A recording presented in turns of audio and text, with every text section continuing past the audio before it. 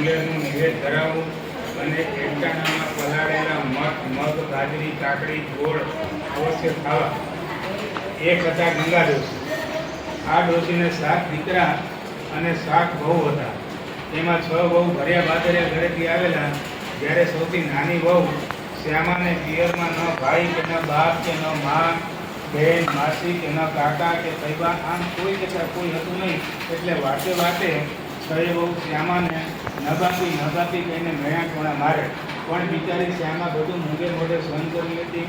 ઘરનું બધું કામ એના માટે, ડબલો રોટલા ઘડે, વાસણ માંજે, ગાસડો કપડાં ધોવે, તો પણ એને ક્યારેય પેટ પૂરતું ખાવા મળતું ન હતું. આમ કરતાં ભાદરવો માસ આવ્યો, શ્રાદ્ધના દિવસો આવ્યા, ઘરમાં તપેલું ભરીને ખીર બની. 6 વહુ અને 7મા સાસુ બધાએ પેટ ભરીને જમી લીધું. પણ શ્યામાની કોઈએ ભાર ન લીધી. બિચારી ગર્ભવતી હતી. શ્યામાને ખીર ખાવાની ઘણી ઈચ્છા થઈ, પણ શું થાય, કાન ફૂટે તો ખાવા દેશે ને. ત્યાં તો સાસુને એકદમ તાળુકિયા એની સામે જોઈ અને કહેવા લાગ્યા કે એલી નકરી સામે સામે શું તાકી રહી, તો નજર લગાડવી છે. જ્યાં વધ્યું ઘટ્યું ખાઈ અને વાસણ માંજી નાખ. શ્યામાએ જ્યારે જોયું તો તપેલું ખાલી ધમ, આંખમાં જળજળી આવી ગયા. ભૂખ્યા પેટે વાસણનો કડકડો લઈ નદીએ ગઈ અને ખીરના તપેલામાંથી પોપડા ઉકેળી અને ફાટેલા સાટલાના છેડે બાંધી અને ત્યાં મૂક્યા. મનમાં એમ કે વાસણ માંજી અને નિરાતે ખાઈશ. આમ વિચાર કરી શ્યામા વાસણ માંજવા જેથી એટલામાં એક બીજી ગર્ભવતી નાગણ ત્યાં આવી અને આ બધાએ પોપડા ખાઈ અને સંતાઈ ગઈ. શ્યામાએ જ્યારે વાસણ માંજીને જોયું તો પોપડા ન મળે અને ઓલી સંતાયેલી નાગણને એમ કે હમણાં મને શ્રાપ આપશે, હમણાં મને ગાળ આપશે. પણ શ્યામા તો કહેવા લાગી કે હશે, મારા જેવી કોઈ દુખિયારી ભલે ખાધું એનું પેટ ઠરતું. આવા શ્યામાના વેણથી એકદમ પ્રસન્ન થઈ અને નાગણે દર્શન દીધા અને કહેવા લાગી કે દીકરી અહીંયા આવો મારી પાસે, તારા ખીરના પોપડા મેં ખાધા છે અને બોલ હવે તને જીવનમાં શું શું દુઃખ છે. એટલે શ્યામા કહેવા લાગી કે માં, પિયરમાં મારું કોઈ છે નહીં, બધાએ મને આખો દિવસ મેણા મારે છે, થોડા સમય પછી મારો ખોળો ભરાવાનો છે, મારે કોઈ ભાઈ નથી, તો કોને બોલાવું. શ્યામા ટપ રડવા લાગી છે. એટલે નાગણ કહેવા લાગી છે કે દીકરી તું રડ નહીં, જરાય ચિંતા ન કર, તારો ખોળો ભરાવાના આગલા દિવસે એક કંકોત્રી સામે જે રાફડો દેખાય છે ત્યાં મૂકી જજો. શ્યામા તો હરકાતી ઘરે આવી. ખોળો ભરાવાનો જ્યારે દિવસ આવ્યો ત્યારે વળી પાછી 6 વહુ મેણાટોણા કરવા લાગી કે પિયરમાં તો બધું ઉજળ છે, કાળું કૂતરું શકું નથી અને બિચારીને થોડા ભરવા છે. બેરામીમાં કાકરા મળશે કાકરા. શ્યામાએ બધું સહન કરી અને સાસુ પાસે વિનંતી કરી અને કંકોત્રી લખાવી અને નાગણના રાફડે મૂકી રડતા રડતા પ્રાર્થના કરતી ઘરે આવી.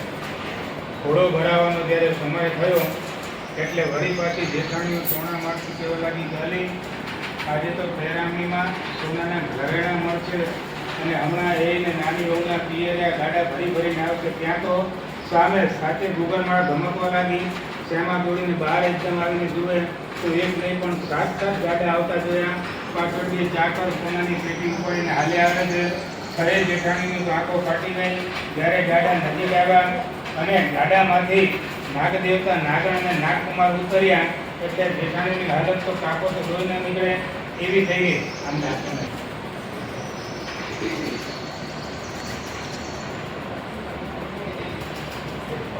ધામધૂમથી શ્યામાનો ઘોડો ભરાણો, સોના રૂપાની પહેરામણી થઈ, હીરા માણેકના પગલાં ભર્યા, બહેનને હીરના તીર ઉડાડ્યા.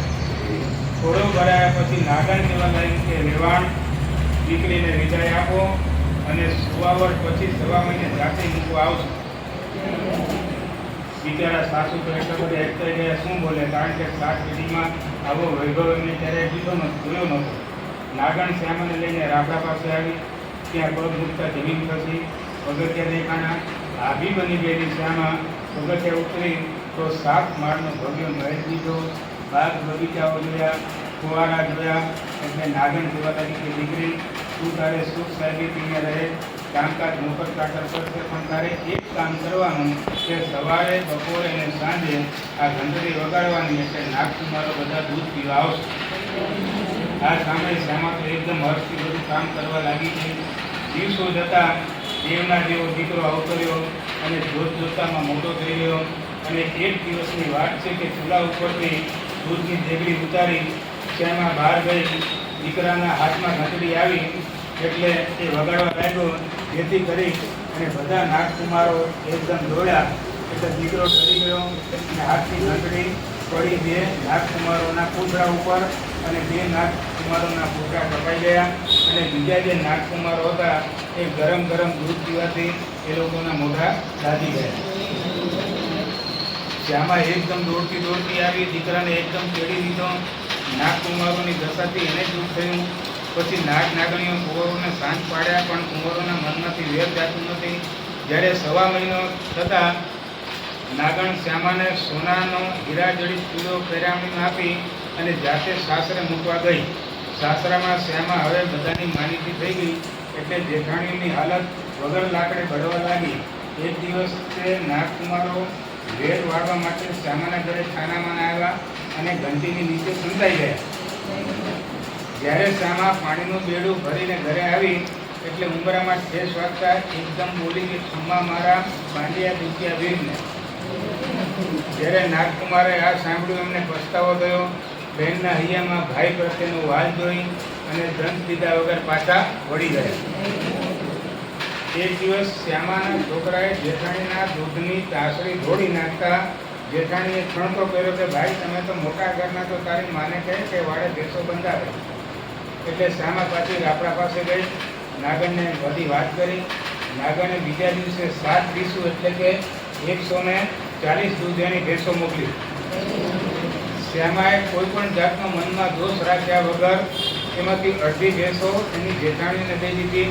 એટલે જેઠાણીને ખૂબ પસ્તાવો થયો અને શ્યામાની હૃદયની વિશાળતા જોઈ એ લોકોના હૃદય પણ બદલાઈ ગયા અને શ્યામા ઘરમાં સૌની માનીતી બની ગઈ. આમ હે નાગ દેવતા, હે નાગ માતા, જેવા શ્યામાને ફેરા એવા વ્રત કરનાર, વાંચનાર, સાંભળનાર સૌને મળજો. જય નાગ.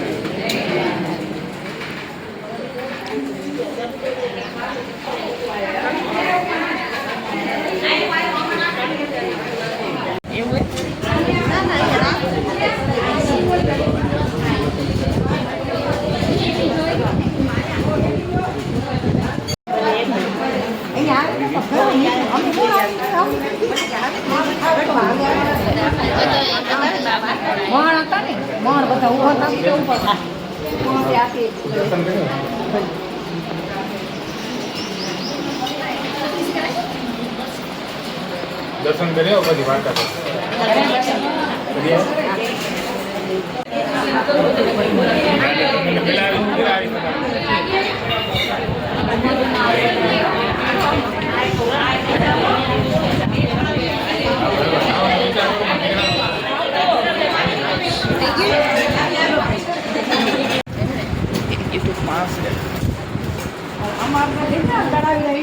લંગરી બોલો શ્રી સદગુરુ